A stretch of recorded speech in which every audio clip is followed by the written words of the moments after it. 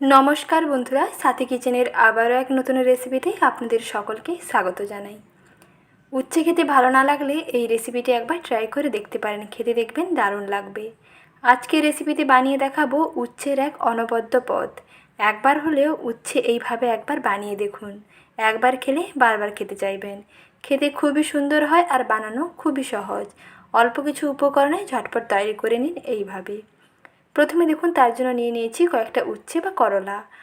করলা সাধারণত তেতো হয়, তবে বেশি তেতো হলে খেতে ভালো লাগবে না। আর এইভাবে বানালে তেতো ছাড়াই আপনি বানাতে পারবেন, তেতোটা খুবই অল্প লাগবে, খেতে দেখবেন দারুণ লাগবে।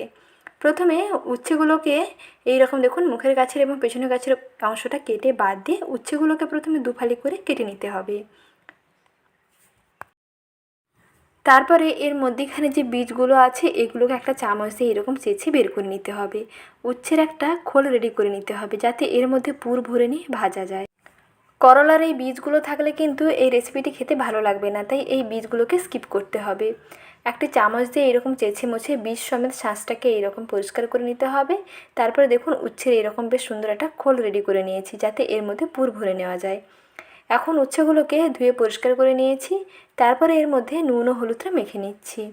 প্রথমে এই রকম উচ্ছের খোল রেডি করে নেবেন, তারপরে এর মধ্যে নুন ও হলুদ মেখে নেবেন। তাহলে উচ্ছের গায়ে বেশ ভালোভাবে লবণ এবং হলুদটা দেখবেন ঢুকে যাবে। হাফ চামচ লবণ দিয়ে দিলাম আর হাফ চামচ হলুদ গুঁড়ো দিয়ে একসঙ্গে ভালো করে মেখে নিচ্ছি। এইরকম একটু হাত দিয়ে ঘষে ঘষে মেখে নেবেন, ভেতর থেকে বাইরে পর্যন্ত সুন্দরভাবে মাখানো হয়ে যাবে। উচ্ছেগুলোকে এইরকম দেখুন লবণ হলুদ মেখে নিয়ে রেখে দিচ্ছি। আর এদিকে ততক্ষণে একটা পুর রেডি করে নিচ্ছি। নিয়েছি এখানে মুসুর ডাল। মুসুর ডালের বদলে আপনারা ছোলার ডাল দিয়েও বানাতে পারেন। প্রথমে মুসুর ডালগুলোকে 30 মিনিট পর্যন্ত জলে ভিজিয়ে নিয়েছিলাম। তারপরে ডালগুলো বেশ সুন্দর ফুলে গেছে। এখন ডালগুলোকে 1 চামচ জল দিয়ে বেটে নিয়েছি। ডালগুলো এরকম শুকনো শুকনো করে বাটতে হবে, বেশি পাতলা করলে কিন্তু রেসিপিটি খেতে ভালো লাগবে না। এখন একটি বাটির মধ্যে ডাল বাটা নিয়ে নিলাম। তারপরে দিয়ে দিচ্ছি পেঁয়াজ কুচি, আর দিচ্ছি হলুদ গুঁড়ো, লঙ্কার গুঁড়ো এবং স্বাদ মতো লবণ।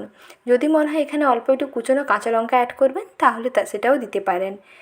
শুকনো লাল লঙ্কার গুঁড়ো দিলাম, আর হলুদ গুঁড়ো, লবণ এবং কাঁচা পেঁয়াজ, এই সামান্য কয়টি উপকরণ দিয়ে ডালটাকে ভালো করে মিশিয়ে নিচ্ছি। ডাল বাটার পেস্ট ভালো করে মিশিয়ে নিলেই পুর একেবারে রেডি। আর ডাল বাটাটা দেখুন বন্ধুরা এরকম শুকনো শুকনো করে বাটা হয়েছে। যদি এর থেকে বেশি পাতলা করেন তাহলে কিন্তু পুর যখন ভরে ভাজবেন ফেটে কিন্তু বেরিয়ে চলে যাবে। তাই তা না করে এরকম শুকনো শুকনো করে তৈরি করতে হবে ডালের পুর। তারপরে নুন ও হলুদ মেখে রাখা করলার খোলগুলোর মধ্যে ভরে নিচ্ছি এই ডালের পুর। ডালের পুরটাকে দিয়ে এরকম চামচ দিয়ে একটু ঠেসে ঠেসে ভরে নেবেন, যাতে খুব সুন্দরভাবে কোট হয়ে যায়। দেখুন, আর এই রকম ডালের পুর বানালে উচ্ছে যখন ভাজবেন তখন দেখবেন যে এই ডালের পুর কিন্তু আর ফেটে বেরিয়ে যাবে না, উচ্ছের গায়ে খুব ভালোভাবে বসে যাবে। অনেক সময় ডালের পুর আলাদা হয়ে যায় আর উচ্ছে আলাদা হয়ে যায়, পুরটা ভালোভাবে উচ্ছের গায়ে বা করলার গায়ে বসে না। কিন্তু এইভাবে বানালে দেখবেন খুব সুন্দরভাবে বসে থাকবে। এখন সর্ষের তেল গরম করে নিয়েছি কড়াইতে। তারপরে একটি একটি করলা সর্ষের তেলের মধ্যে দিয়ে দিচ্ছি। আর তেলটা প্রথমে খুব ভালো করে গরম করে নিতে হবে, ঠান্ডা তেলের মধ্যে ছাড়বেন না, তাহলে কিন্তু কড়াইয়ের তলাতে বসে যাবে, আটকে যেতে পারে। তাই এই তেলটাকে প্রথমে ভালো করে গরম করে নেবেন। তারপরে যেই দিকে ডালের পুর ভরা থাকবে সেই দিকটা প্রথমে তেলের দিকে দেবেন। যখন দেখবেন বেশ সুন্দর সেট হয়ে গেছে তখন অপর সাইডটাকে উল্টে দেবেন। আর যে গ্রিন সাইডটা থাকবে এই সাইডটা হতে কিন্তু একটু সময় লাগবে, যেহেতু এর মধ্যে ডালের পুর ভরা আছে তাই হতে একটু সময় লাগবে। তার জন্য একটা ঢাকনা দিয়ে ঢেকে দিচ্ছি। গ্যাসের আঁচটা মাঝারিতে রেখেছি। গ্যাসের আঁচটা মাঝারিতে রেখে একটা ঢাকনা দিয়ে ঢেকে দিলে করলাগুলো বেশ ভালোভাবে সেদ্ধ হয়ে যাবে আর খুব সুন্দরভাবে রান্না হয়ে যাবে। তারপর দেখুন আবার যেই সাইডটাতে ডালের পুর থাকবে সেই সাইডটাতে আবার তেলের দিকে করে দিলাম। এইভাবে উল্টে পাল্টে কিছুক্ষণ সময় নিয়ে ভেজে নিতে হবে।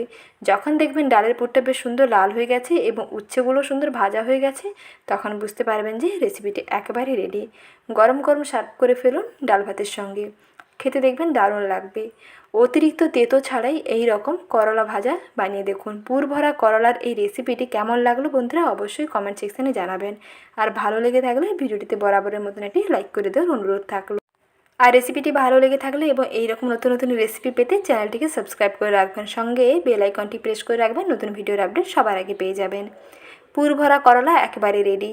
গরম ভাতের সঙ্গে অল্প একটু ডাল দিয়ে সার্ভ করে ফেলুন। অতিরিক্ত তেতো ছাড়াই এইরকম যদি করলা ভাজা যায় তাহলে ছোটো থেকে বড় সবার দেখবেন ভীষণ পছন্দ হবে।